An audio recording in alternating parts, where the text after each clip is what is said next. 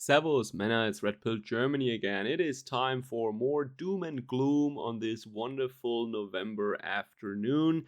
Today, I want to give you some insights into the process of deindustrialization that is, of course, underway in Germany right now. I've talked about this previously, and you probably know a lot of things about that already, what that is connected to, etc., etc. But today I want to do a couple of things. First, I want to highlight the general trend again.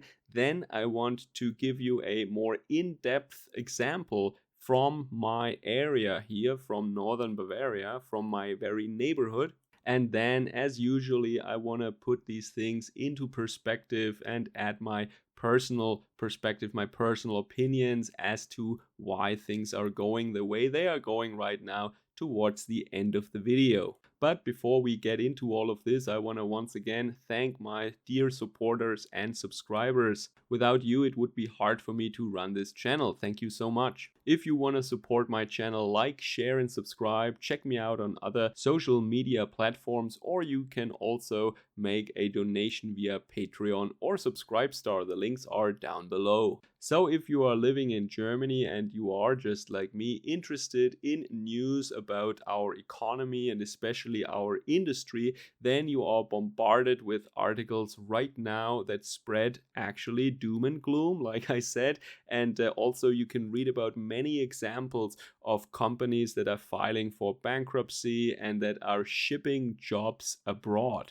And these are different categories of companies. If you only have operations in Germany right now, it might be that you just go belly up because the running costs are going through the roof right now. I am, of course, talking about this double whammy that came from first 2 years of rather strict China bug or pseudo health measures that forced a lot of companies to close down temporarily or limit their operations in a very major way. And now that we just came out of this, oh, wouldn't you believe it? Now, because of the current thing, our energy costs are going through the roof. And now many people cannot pay the bills, or it's just not profitable to run the company. They are still having, and I said that before, they are still having full order books. Their products are in high demand, but they're still losing money with the operation, so they just shut down. And this is what you see right now. And so, as I said, if you only have an operation in Germany, you just shut down entirely, because there is no hope that in half a year energy gets significantly cheaper here. But if you have also foreign operations, well, then you can of course save your business, but you just move it away from Germany. And this is exactly what we are seeing a lot right now. There are a lot of these companies in the German Mittelstand, that is often still family-owned mid-sized companies. You might have heard about this Mittelstand. It is really famous here in Germany and also abroad by now, I think. It is the backbone of our industry. Many of these companies are market leaders in small niche markets that are very important for other companies that are then well known all around the world. A lot of these companies are suppliers, and this is one of the examples I want to make today. It is the company from northern Bavaria, the Dr. Schneider Unternehmensgruppe, or GmbH. GmbH is limited, that's the legal form of the company, and they are a group that started in 1927, so after World War I, between the world wars, and they started as a cigar manufacturer in Kronach, Franconia. Now they are making specialized car parts, a lot of interior plastic parts and functional parts for cars. They employ around 4,000 people, 2,000 in Germany, I think. Anyways, at their headquarters near Kronach in Neuses, there are 1,400 employees. They have subsidiaries in the United States, in Spain, in Poland, and also, of course, in China.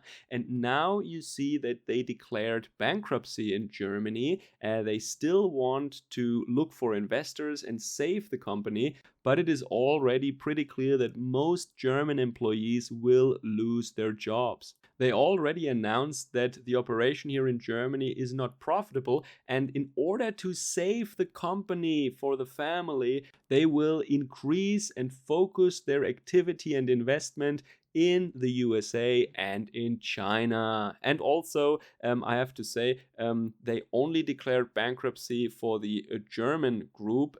All the subsidiaries, all the affiliated businesses abroad, they are not affected by this. They are running just well. So, what is the difference here, you might ask? Well, we don't have to guess. I don't have to give you my opinion or estimation about this. They tell us themselves. They said that it is, of course, the German response to the China bug from the early 2020, and now the skyrocketing energy prices for German industrial clients or consumers.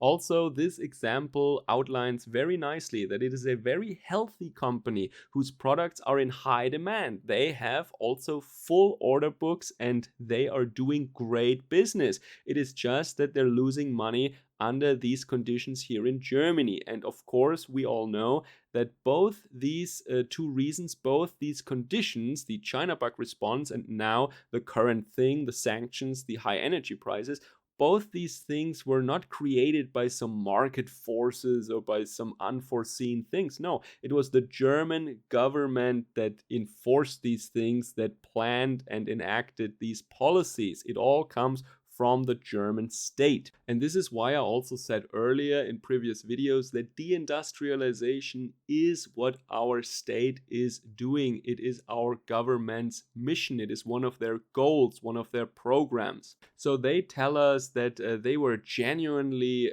scared or concerned because of some virus. And they said that, oh yeah, for humanitarian reasons or for the environment or for freedom and democracy, we have to do this now. But I'm telling you, and this is my personal opinion now, and I think there are good reasons to claim that or to say that these things are all fake. These reasons are fake. They are not real. The actual purpose of what they're doing is to crush and destroy the German economy. But they're not just crushing and destroying it here. No, they're taking great parts of our economy, of our industry, all our IP or a lot of our IP, and they're moving it elsewhere. Well, you've read it also, to China and the United States. And that is the actual goal, I think. They want our processes, they want our patents, they want our engineers sometimes even, because people will then just move to the United States from that company maybe. Maybe a lot of engineers from northern Bavaria will move to Spain, to China, or to the US for Dr. Schneider now, to stick with this Bavarian example. And I want to give you one reason why all these phony concerns or these phony reasons for these policies are just that, they're fake. Well, when you look at the carbon emissions, for example, do you really think that 1 gram of CO2 will be emitted less just because this company moves the product line or the production line now from Franconia to China? These products are still in demand. They will still be made and they will still be sold. They will just be made in China now, a country with lower labor safety or labor rights standards and with much lower environmental standards. So do you really think that this production process will be cleaner or more efficient in China? No. So it's not just that there won't be less emission, there will actually be more emission, and you need to build another plant and you need a lot of concrete, etc. So of course this environmental reason is completely fake. For example, the only purpose is to move the industry or parts of the German industry abroad. That is the agenda. And why is that? Well, there are a lot of little tiny reasons you can give, but I think the underlying reason is that Germans fought really hard in the 20th century and we lost twice. And that is the reason why our current government in the German Federal Republic,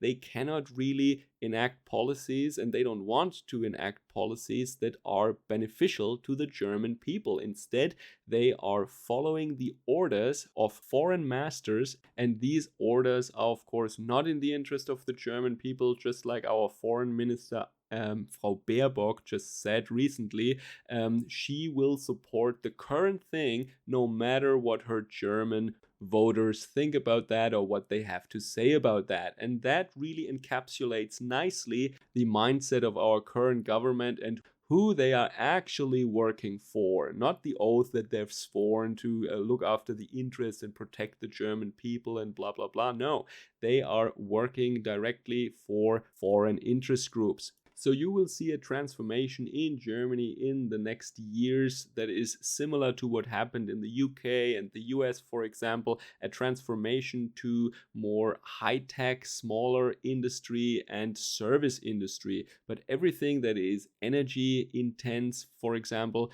that will just move abroad. And yeah, these service industry jobs, they are not that great overall. There will be much more poverty. Germany will be poorer. There will be rich people, of course, still in Germany, but overall, Germans and average Germans, especially working class families, they will become much poorer. And of course, you don't need to be a prophet to predict that, but well, I think I gave you now a rather in-depth look at this with the example of the company Dr. Schneider in northern Bavaria. And this is not an outlier or a trademark isolated incident. No, this is very common right now in Germany. You find a lot of examples for these things. Very old, popular, traditional brands and companies are declaring bankruptcy or they're leaving Germany. Let me know what you think about that or how this is portrayed in your country or if something like that happened or is happening there. I'm always interested in that. Take care. Servus, Kameraden.